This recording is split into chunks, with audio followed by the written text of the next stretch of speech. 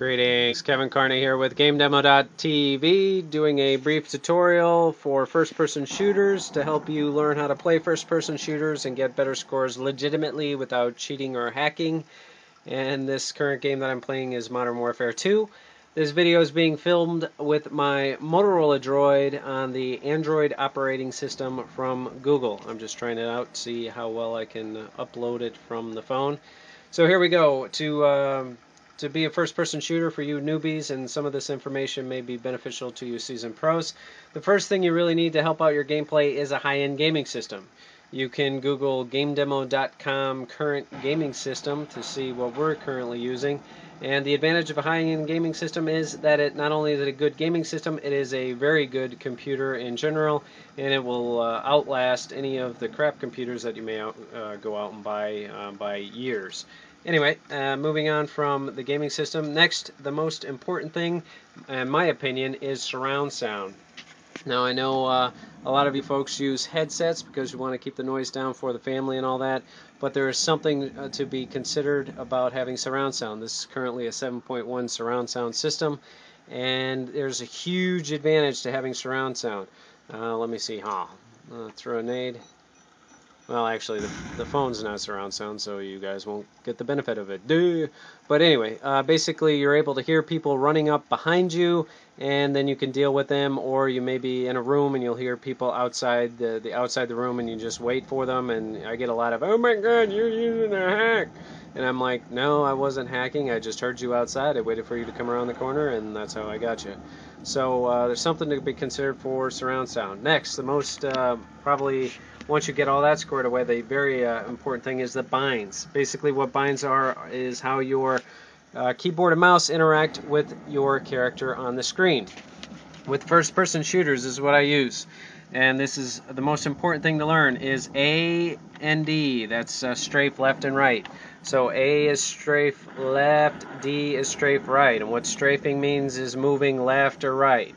Whenever you're running, whenever you're going anywhere, you constantly want to be strafing left and right because that makes it harder for someone to hit you. If you were just going forward and backwards, it makes you an easy target.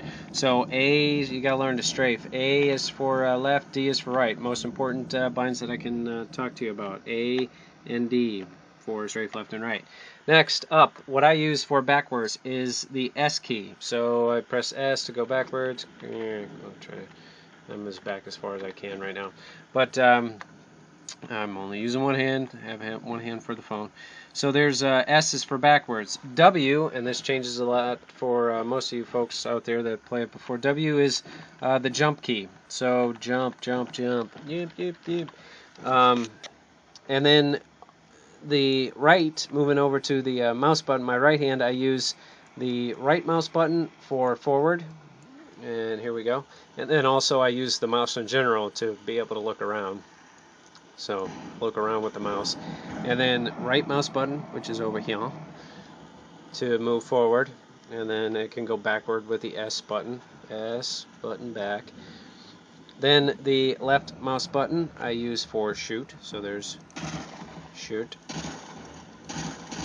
Okay. The middle mouse button, a lot of games have the scroll wheel, and usually it's something to do with switching weapons.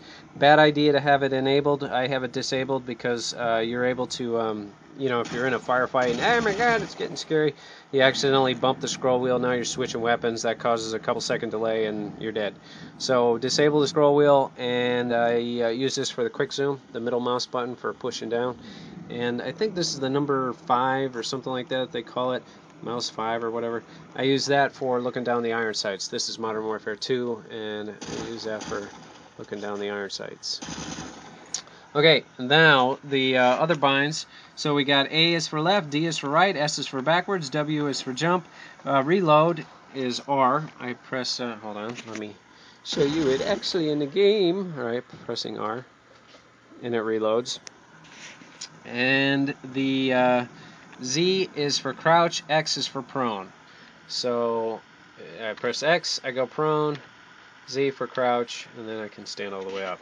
And then the other important feature is the or bind is the F key for melee. So my fingers is right here. It's very quick and easy to hit the melee. So you're in a tight situation, you run into a room and somebody's in there and it's too close to shoot them, you can melee or slash them with the knife, and that's the melee button. Let's see if I can zoom out far enough for you to pick that up. So that covers oh, and the weapons, you can switch weapons. See, I press the one button. Some of the games have weapons that go all the way across the number keys, and usually I keep the 1 as the pistol and 2 as the rifle, depending on the game. In Modern Warfare 2, it doesn't matter; it just cycles between the two.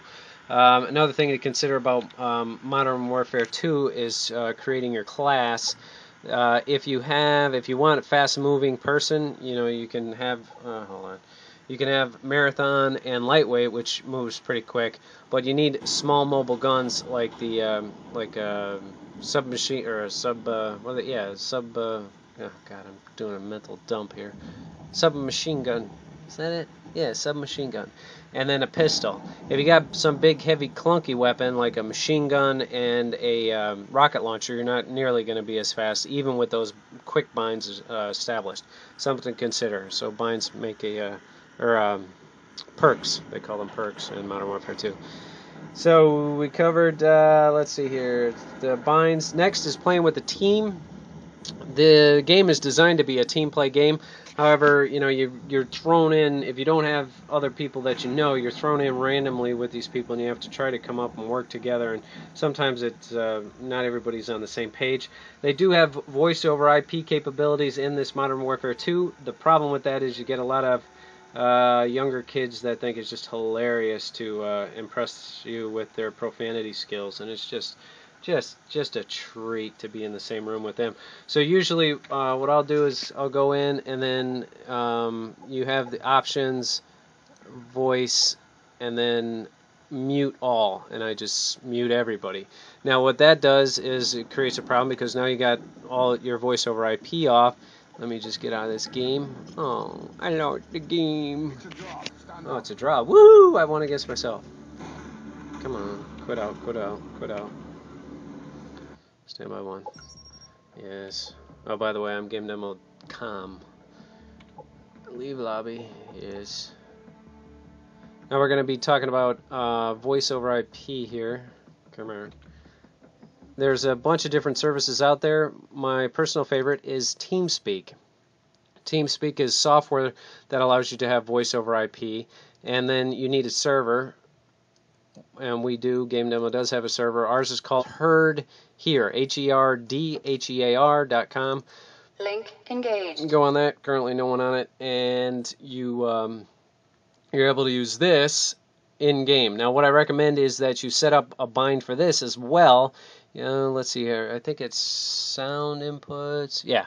Push to talk. It's so annoying. This has a hot mic feature so that it will click on if it gets loud. Well, if you got surround sound, then every time your surround sound goes off, or your wife comes in the room, or your kids start screaming or something, everybody else on the channel hears that noise, and it's just a pain in the butt.